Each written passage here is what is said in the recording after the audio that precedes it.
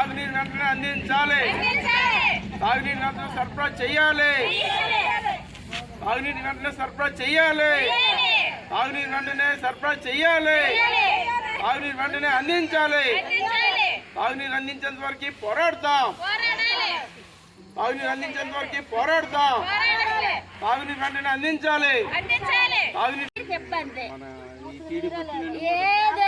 వచ్చినా కూడా మాకైతే నీరైతే రాలేదండి. ఏ టీడీపీలో ఏవనేది మాకు రాజకీయం అంతా మాకు తెలియదు.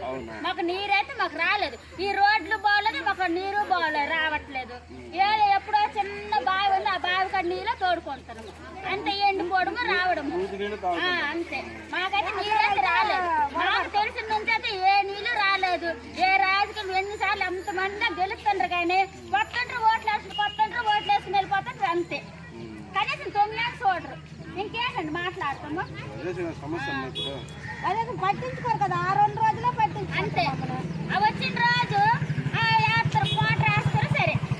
అవి వచ్చిన రోజు అదైనా ఓట్లు వేసిన కోసము నీళ్ళు వేసేస్తారు. ఆ నీళ్ళు వచ్చే కదమ్మా దోశ వేస్తామమ్మా అమ్మకు చెప్తారు. ఇలా మాత్రం బొల్లానే దిగరు, చూసుకొని వెళ్ళిపోతారు.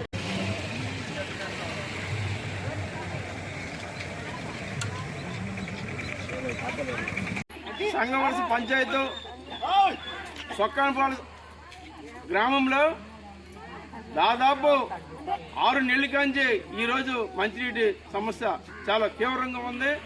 ఈరోజు కూడా ట్యాంక్ అయితే ఉంది కానీ నీళ్ళైతే రావడం లేదు. అలాగే ఇంటింటికి కూడా కొలలు అయితే ఉన్నాయి. ఈరోజు కూడా నీరు చుక్కలేని పరిస్థితి ఉంది. ఈవేళ ఎస్సీ కాలనీలో అక్క చెల్లెమ్మలు చాలా తీవ్రమైన ఇబ్బందులు ఉన్నాయి. ఎందుకంటే నూతి నీళ్ళు ఎక్కడి నుండి తెచ్చుకునే పరిస్థితి ఉంది.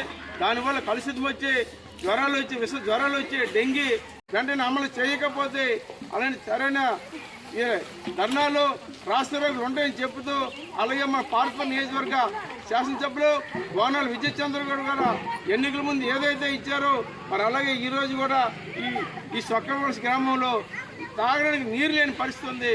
తర్వాత ఈ పండగ యాసి వస్తుంది.